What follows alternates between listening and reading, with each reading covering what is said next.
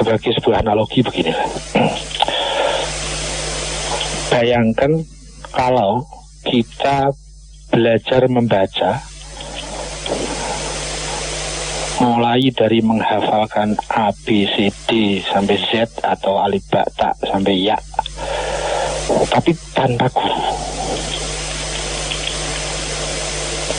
Coba sedikit saja dibayangkan betapa sulitnya kalau kita autodidak di dalam pelajaran membaca atau Iqra misalnya.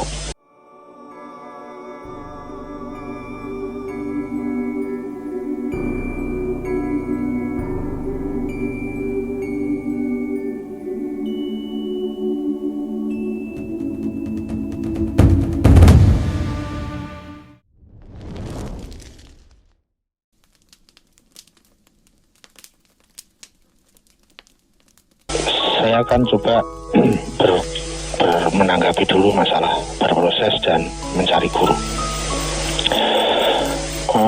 Idealnya berproses itu memang idealnya itu dengan guru ya.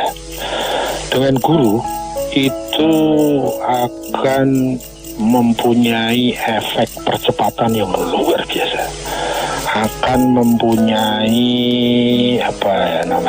efektivitas dan sangat strategis dengan guru. Tentu guru yang guru ya, bukan yang sekedar seperti guru, tapi yang benar-benar guru. Sebagai sebuah analogi begini.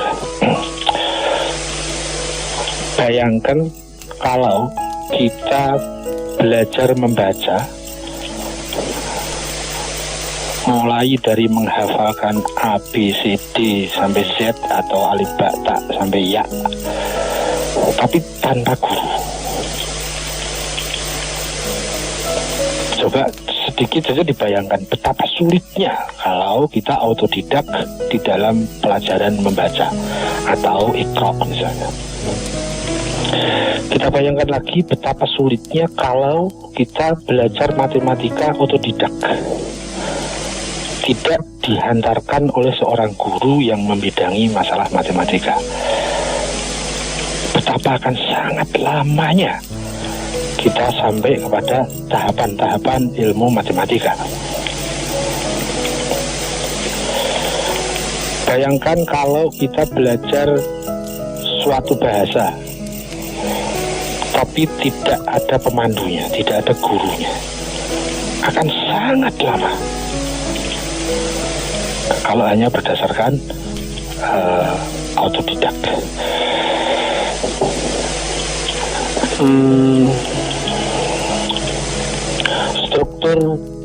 Basic struktur dari kemasyarakatan kemanusiaan kita,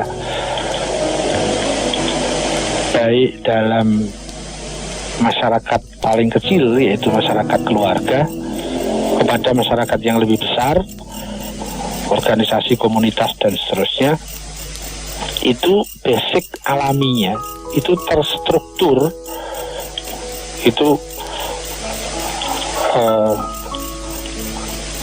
tua muda gitu ya, orang tua dan anak-anaknya itu membentuk struktur sistem keguruan secara basic alamiah ya, bukan dalam makna profesional, bukan, tapi basic alam itu mengajak kita ke situ. Di dalam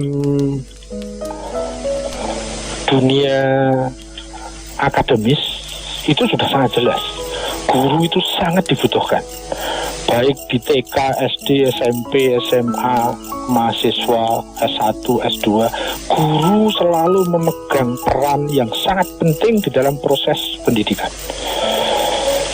yaitu dalam pendidikan formal. Nah, sayangnya begitu kita masuk dalam masalah non formal, kita masuk masalah bukan daerah pendidikan yang formal, kita masuk ke daerah pendidikan spiritual, kesadaran tentang guru murid itu sangat berkurang. Nggak tahu itu dari faktor apa, tapi yang pasti sudah ada sejak sangat lama. Dan kita tidak dikondisikan kepada kesadaran seperti itu. Kesadaran seorang pasien mencari dokter, itu kesadaran yang sudah sangat jadi di masyarakat kita. Di bidang fisikal, di bidang kejasadan, di bidang badaniah, di bidang medis fisikal, atau sampai ke masalah fisiologis misalnya. Tetapi begitu masuk ke masalah spiritual, kesadaran itu sangat minim. Bahwa seorang pasien spiritual itu sangat butuh dan punya kesadaran untuk mencari dokter spiritual. Itu sangat minim, nggak tahu kenapa. Tapi begitulah yang terjadi, paling tidak di lingkungan di mana saya pernah hidup. Baik hidup yang pada saat masih kecil, pada saat menjadi muda, dan sekarang setelah tua. Lingkungan kondisi seperti itu sangat tidak sebanding antara kesadaran di dunia formal dengan kesadaran di dunia spiritual. Ya. Kalau di dalam proses keguruan di pendidikan formal itu berpindah-pindah mazhab, berpindah-pindah guru, itu sangat tidak jadi masalah. Pada saat TK punya gurunya ini, SD punya guru yang berbeda, SMA beda lagi, mahasiswa punya dosen dan beda lagi gurunya.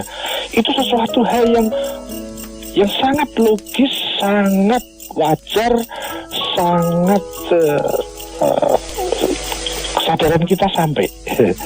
Tapi aneh, begitu masuk ke masalah pendidikan spiritual, seakan-akan berganti mazhab itu tidak boleh, berganti guru itu dicemburui, dan lain-lain. Sedikit berbeda menjadi pertentangan, cukup mengherankan. Kenapa kesadaran spiritual itu jauh terlambat perkembangannya dibandingkan kesadaran di dunia formal? Kalau ada mazhab ekonomi baru yang sebelumnya di masyarakat itu tidak pernah ada mazhab ekonomi itu, masyarakat sangat bisa mensikapi bagaimana sikap saya terhadap sebuah mazhab ekonomi baru, mazhab bisnis baru. Ya, dia pelajari, kalau tidak cocok dia tolak, kalau cocok dia ambil.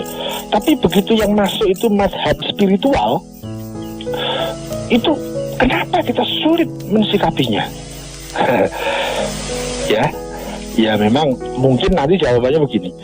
Masalah spiritual itu sesuatu hal yang lebih sulit, sesuatu hal yang lebih tinggi untuk dijangkau menjadi sebuah kesadaran. Mungkin seperti itu. Ya, kalau di dalam kita di dunia formal itu semua kita serba memilih. Mau beli baju memilih, mau cari teman memilih, mau cari sekolahan memilih, mau cari pekerjaan memilih. Tapi begitu masuk ke mazhab spiritual, kita sangat dibatasi untuk membanding, kita sangat dibatasi untuk kebebasan memilih. Ya, bahkan ada istilah kalau kita suka pindah-pindah mazhab spiritual itu, katanya, orang kok tidak istiqomah, pindah sini, pindah sana.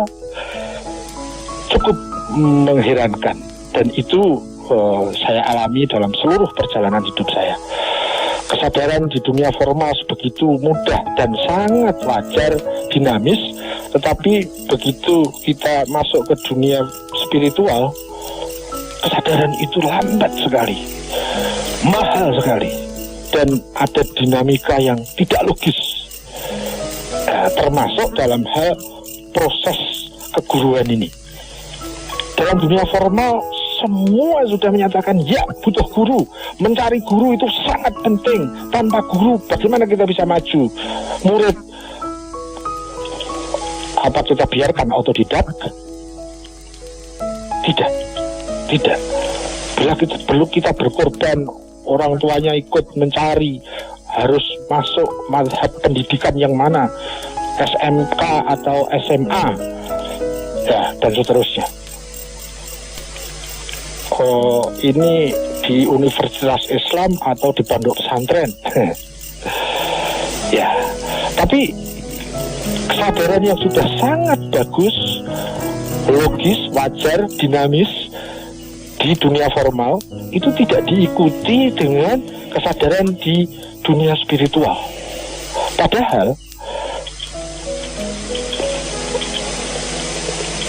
dibanding dari kesulitannya, dibanding dari kerumitannya, dibanding dari ketinggian nilainya,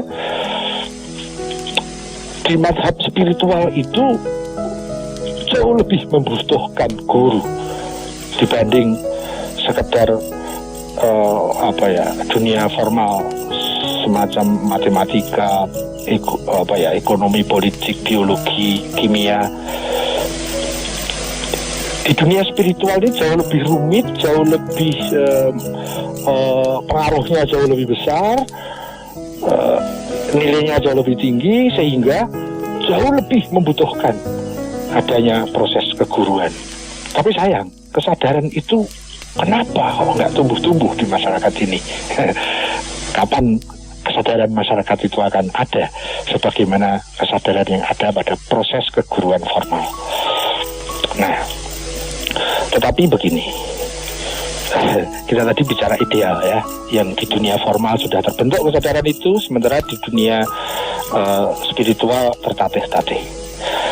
Namun demikian, dalam kondisi yang seperti ini, yang keberadaan dokter spiritual itu nyaris tidak dibutuhkan oleh masyarakat pada umumnya, padahal itu mestinya itu sangat lebih dibutuhkan juga di dalam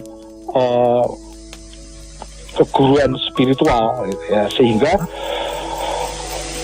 ayo, siapa yang punya guru spiritual, ayo, siapa yang sudah sampai ke sana atau masih dalam proses mencari tapi pencariannya serius sebagaimana kita mencari guru dalam dunia formal. Namun dalam situasi yang seperti tersebut, apakah pada saat kita belum punya guru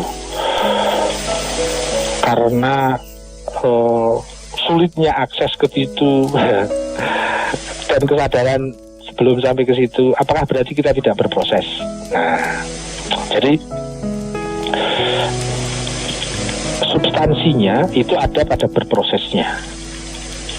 Mau ada guru mau tidak, ayo kita berproses. Idealnya sih kita punya guru, itu jauh lebih efektif, jauh akan mempunyai lompatan yang luar biasa. Ya,